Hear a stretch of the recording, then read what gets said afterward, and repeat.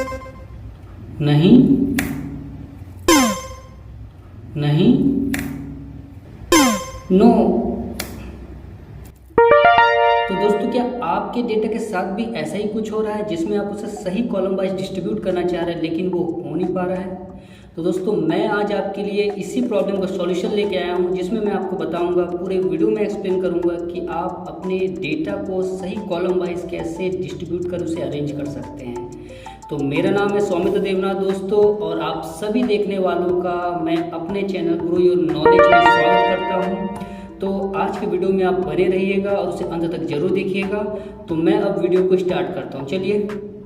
तो दोस्तों, अब आप मेरे कंप्यूटर स्क्रीन पे एक डेटा देख पा रहे हैं जिसमें आप bill number, ID number, name, amount और मोड वाइज एक डेटा है यहाँ पे दिया हुआ। ये डेटा मैंने एक्सपोर्ट किया था और एक्सपोर्ट करने के बाद मैंने उसे एक्सेल में पेस्ट किया है, लेकिन अभी भी मैं इस डेटा को तब यूज़ कर पाऊँगा जब मैं इसे कॉलम वाइज डिस्ट्रीब्यूट कर लूँ। तो नॉर्मली जो एक्सेल में फीचर अवेलेबल है वो मैं आपको दिखा दूँ। आप जैसे इस कॉलम को सेलेक्ट करेंगे, फिर आप डेटा टैब में जाएंगे तो आपको एक फीचर यहाँ पे ऑप्शन दिया जाता है, टेक्स्ट टू कॉलम ऑप्शन दिया जाता है, जिसके थ्रू आप टेक्स्ट को कॉलम वाइज डिस्ट्रीब्यूट कर सकते हैं। लेकिन इसमें भी एक लिमिटेशन है दोस्तों। जैसे आप यहाँ पे दो ऑप्शन देख पा रहे हैं, एक डिलिमिटेड है और एक फिक्स्ड विड्थ है। फिक्स्ड विड्थ मीन ये आपका field are aligned in column with spaces between each field, यानी आपका डेटा में अगर स्पेसेस हैं तो उस स्पेस को फाइंड आउट करके कंप्यूटर उसे स्पेस के थ्रू आपका कॉलम वाइज डिस्ट्रीब्यूट कर देगा।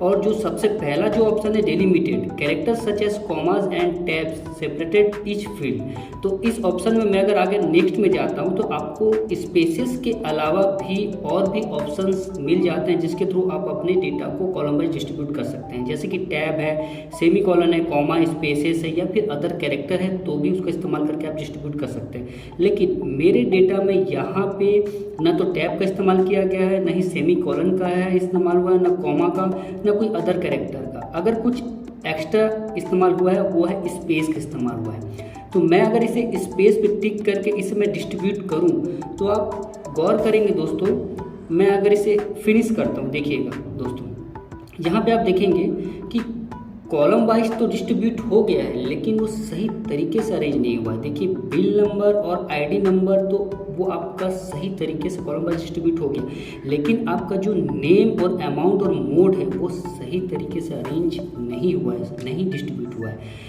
तो ऐसा सिचुएशन में क्या करना पड़ेगा दोस्तों?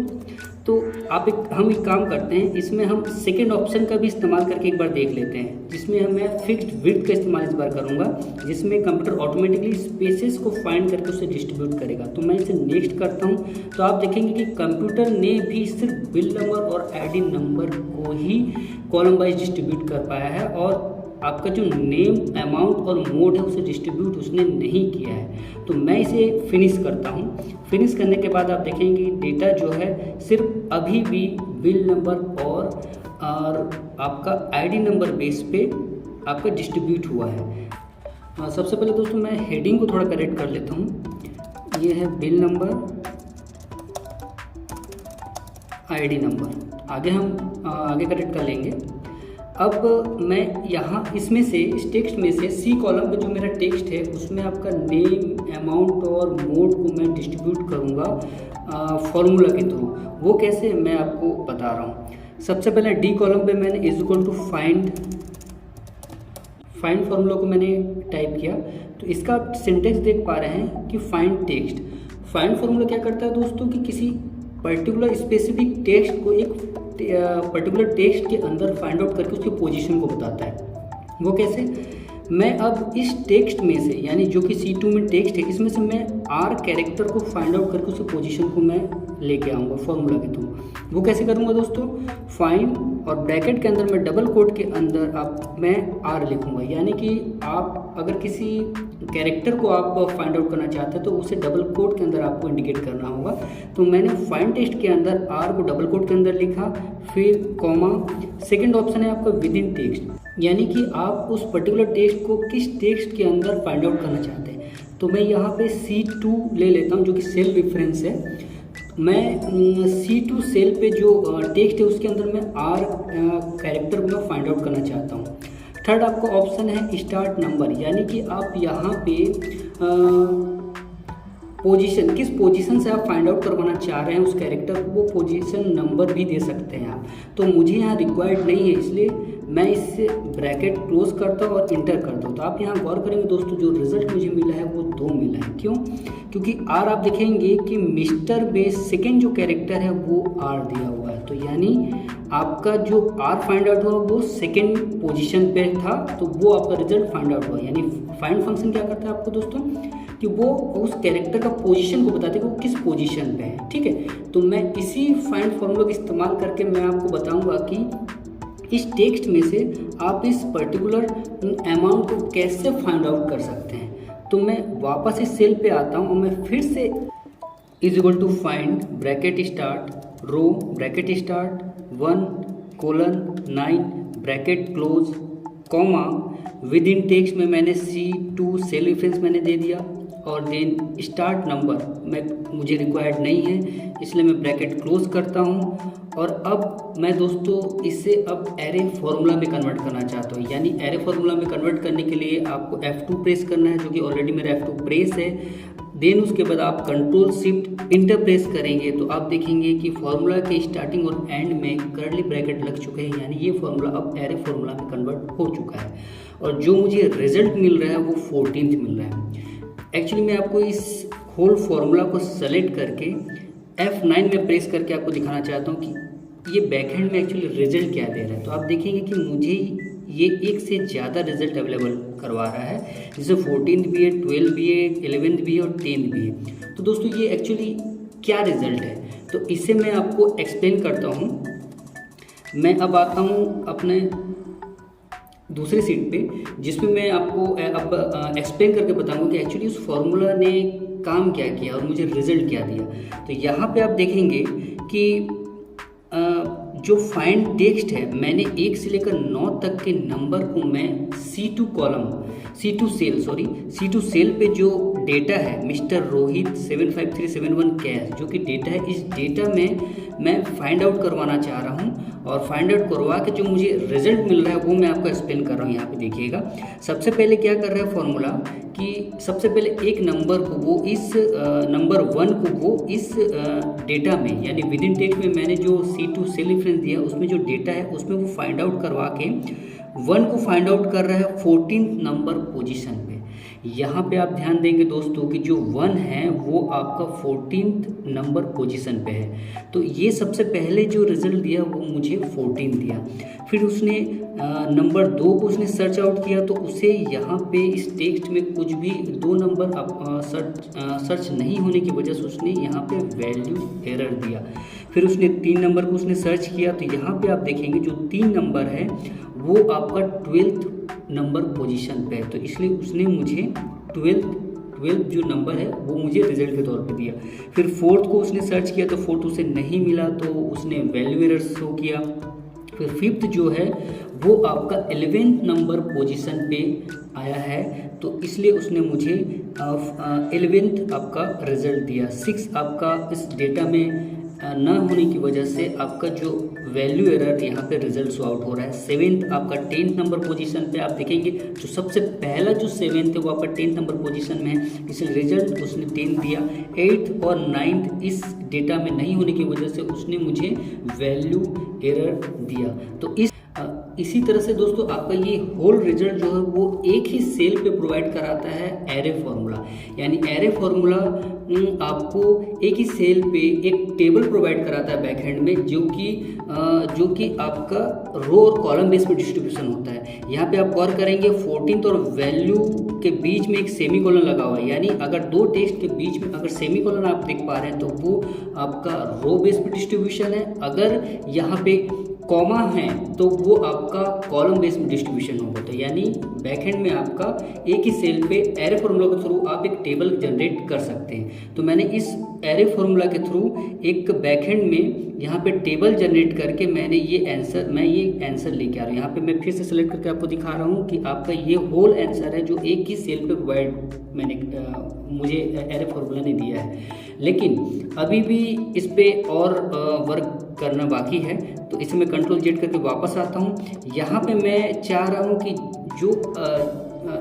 जो एरर है वो भी ना आए, वो भी हट जाए, तो मैं इसके आगे एक इफ़ एरर फॉर्मूले का इस्तेमाल करूँगा। और इफ़ एरर फॉर्मूला क्या करता है दोस्तों कि अगर फॉर्मूले में कोई एरर है तो आपको उसके सब्स्टिट्यूट के तौर पे क्या रिजल्ट चाहिए आप वो दे सकते हैं। तो मैं कॉमा के तौर पे कुछ भी नहीं रिजल्ट चाहता हूँ, तो कॉमा के बाद मैंने डबल कोट में मैंने इंडिकेट कर दिया कि मुझे कुछ भी रिजल्ट नहीं चाहिए, मुझे खाली चाहिए। तो मैं इसे क्लोज करके अब मैं इसे सेलेक्ट करके F9 प्रेस करता हूँ। तो आप यहाँ गौर करेंगे कि जहाँ भी एरर आता है वहाँ पे डबल कोट आ गए हैं, यानी कि वहाँ पे कुछ भी अब टेक्स्ट नहीं आ रहा है। यानी कि अब जो फॉर्मूला है वो आपका 14, 12, 11 और 10 है। यानी कि ये आपका फाइंड फार्मूला के थ्रू पोजीशन बता रहा है कि 1 नंबर जो है 14 पोजीशन पे है, 2 नंबर पे कुछ भी नहीं है, 3 नंबर पे आप 3 नंबर जो है आपका 12th पोजीशन पे है, 4th नंबर आपका अवेलेबल नहीं है, 5th नंबर आपका 11th पोजीशन पे है, 6th नंबर आपका अवेलेबल नहीं है, 7 नंबर आपका 10th पोजीशन पे है, 8th नंबर और 9th नंबर आपका अवेलेबल नहीं होने की वजह से यहाँ पे कोई भी रिजल्ट शो आउट नहीं हो रहा है। तो बैक एंड में ये आपका एक रिजल्ट प्रोवाइड हो जा रहा है, ठीक है। तो यहाँ पे मैंने इस फॉर्मूला के थ्रू एरर तो हटा दिया, अभी भी इस पे मेरा कुछ और भी फार्मूला मैं इस्तेमाल करना चाह रहा हूँ। तो इसे मैं कंट्रोल जेड करके बैक करता हूँ।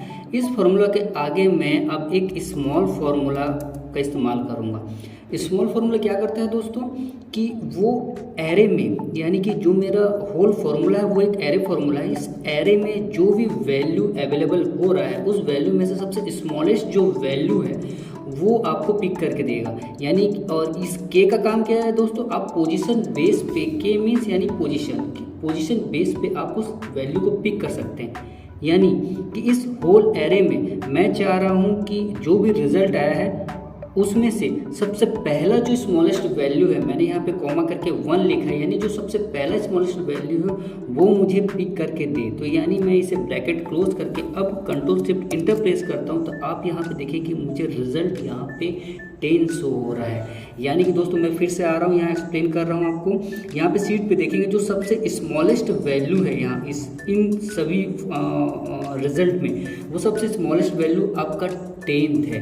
तो ये रिजल्ट जो है आपका 10th इसलिए आया है। यानी कि दोस्तों ये जो मेरा 10th जो पोजीशन आया है, यानी कि इस डेटा में जो सबसे पहला न्यूमेरिक वैल्यू है 7 जो वो है 10th पोजीशन पे है। तो मैं इसे अब नीचे तक इस फॉर्मूला को ड्रैग कर देता हूँ, इसे मैं ड्रैग कर देता हूँ। लेकिन यहाँ पे दोस्तों थोड़ा सा मुझे इस रो फॉर्मूले में जो मैंने 1:9 लिखा है इसे मैं फिक्स कर देता हूँ। फिक्स करने के लिए आप F4 का इस्तेमाल करेंगे। तो यहाँ देखेंगे कि ये फॉर्मूला अब फिक्स हो चुका है। अब मैं कंट्रोल शिफ्ट इंटर प्रेस करके नीचे तक इसे ड्रैग कर देता हूँ। तो अब रिजल्ट जो है वो सही आ रहा है।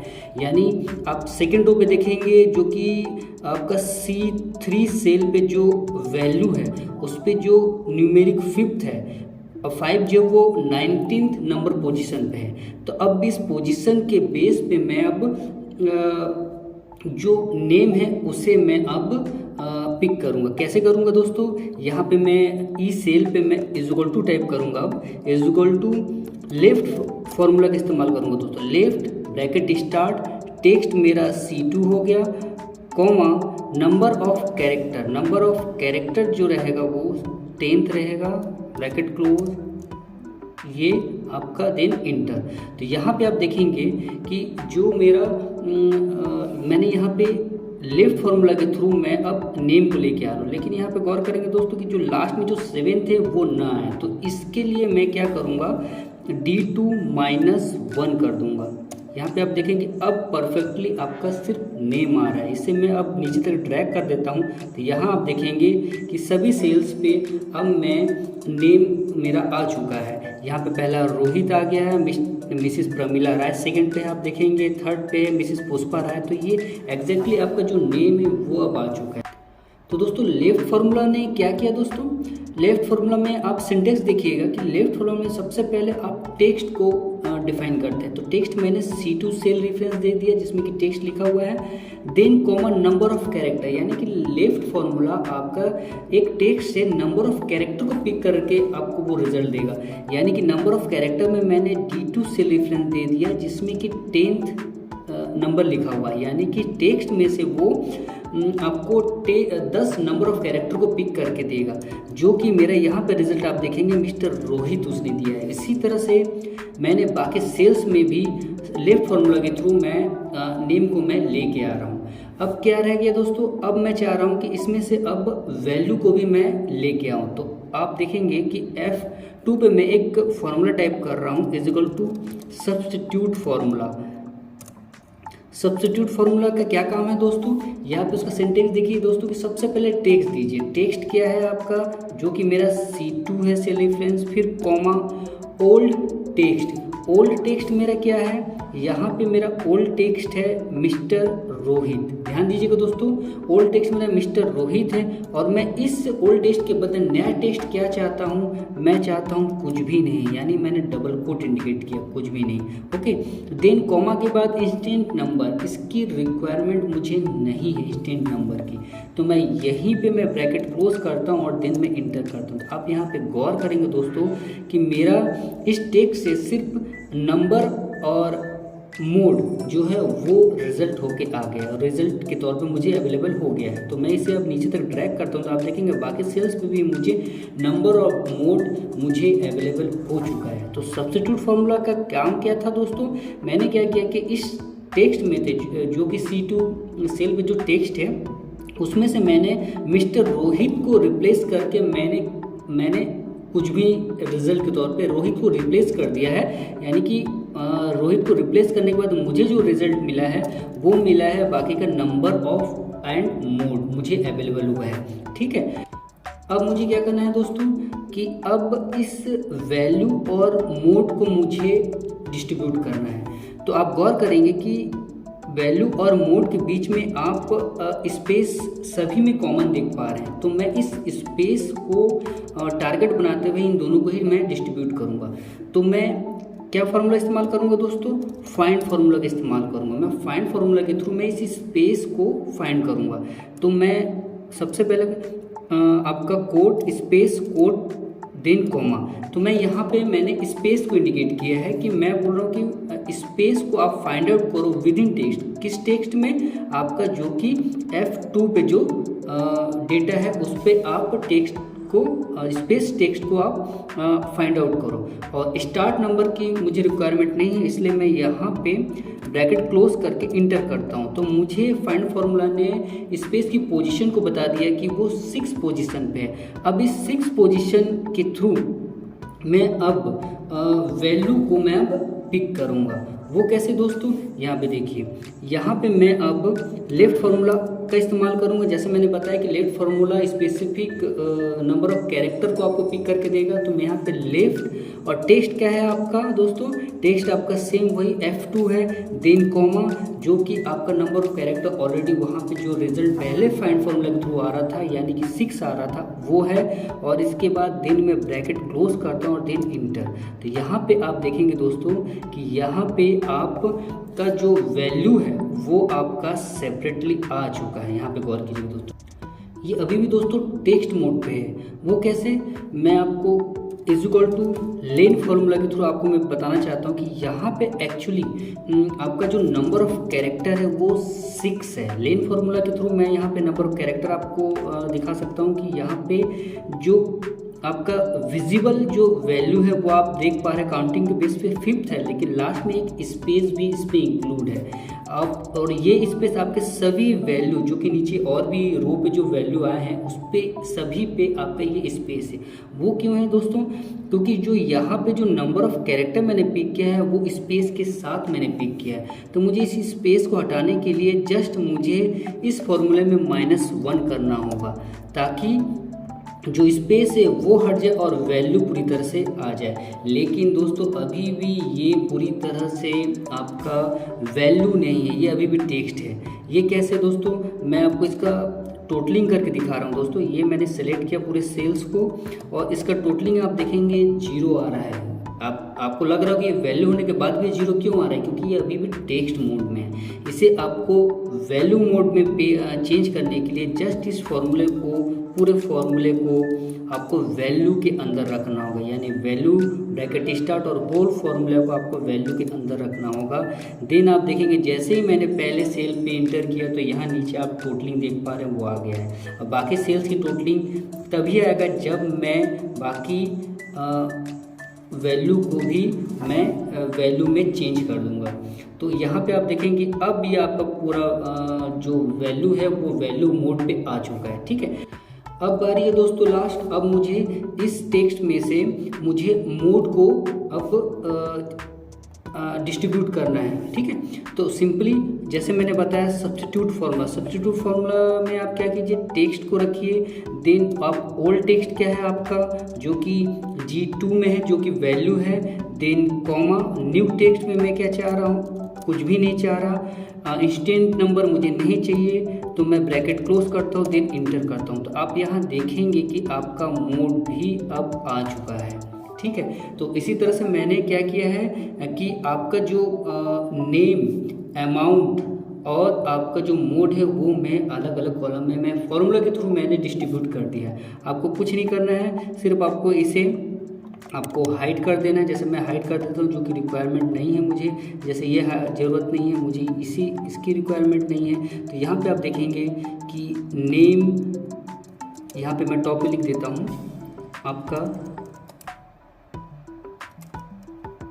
Name, amount, mode. ये आपका तीनों ही डिस्ट्रीब्यूट हो चुका है दोस्तों। ये अब पूरी तरह से डायनेमिकली आपका फॉर्मूला के थ्रू अब चेंज हो सकता है। जैसे मान लीजिए मैं यहाँ पे अगर पूरा नाम लिखता हूँ रोहन शर्मा, तो यहाँ आप देखेंगे कि यहाँ भी अब आपका नाम रोहन शर्मा आ गया और अमाउंट में कोई चेंजेस नहीं है क्योंकि यहाँ पे अमाउंट चेंज नहीं है। अगर मैं इस अमाउंट को चेंज भी करता हूँ, एक डिजिट को मैं हटा भी देता हूँ, तो देखेंगे यहाँ पे 7537 है। या फिर मैं इसमें कुछ डिजिट ऐड कर भी देता हूँ तो भी वो डिजिट यहाँ पे आपका सेपरेटली अलग से कॉलम में आपका अमाउंट आपका शो होगा। यानी कि आप इसे टेक्स्ट मोड पे आप एरे फॉर्मूला के थ्रू आसानी से डिस्ट्रीब्यूट कर सकते हैं दोस्तों। आई होप दोस्तों आपको आज का वीडियो पसंद आया होगा, मेरे द्वारा दी गई जानकारी आपको अच्छी लगी होगी। अगर हाँ तो प्लीज़ मेरे चैनल को लाइक शेयर के साथ साथ सब्सक्राइब भी कर दीजिए दोस्तों, ताकि मैं इसी तरह के इंटरेस्टिंग वीडियो आप लोग के लिए लाता रहूँ और मैं आपके नॉलेज को ग्रो करता रहूँ। तो आप खुश रहिए, अपने आसपास के लोगों को भी खुश रखिए और हम मिलेंगे नेक्स्ट वीडियो में। तब तक मुझे इजाज़त दीजिएगा, धन्यवाद।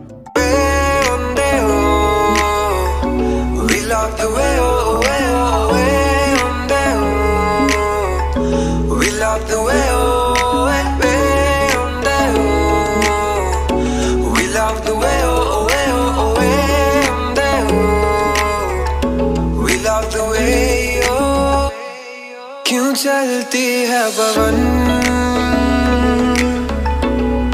क्यों झूमे है गगन, क्यों मचलता है मन, ना तुम जानो ना हम।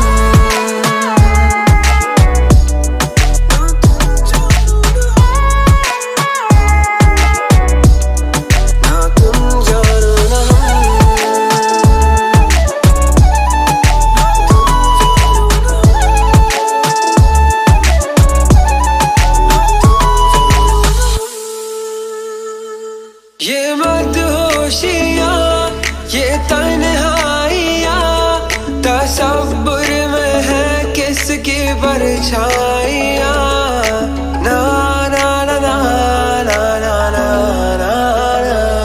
ये भीगा समा, उमंगे जमा, मुझे इश्क ले जा रहा है कहाँ। क्यों गुम है हर दिशा, क्यों होता है नशा, क्यों आता है मजा, ना तुम जानो ना हम।